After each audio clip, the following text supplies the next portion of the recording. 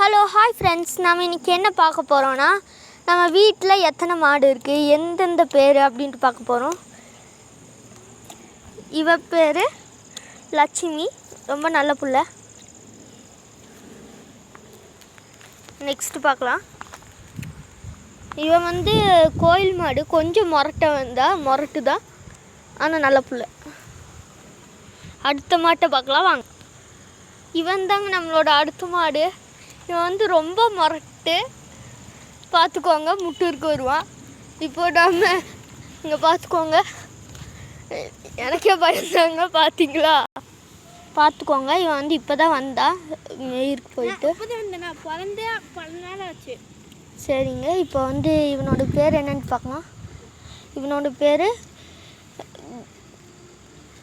பேர் உனி வைக்கலைங்க. அடுத்ததை பார்க்கலாங்க.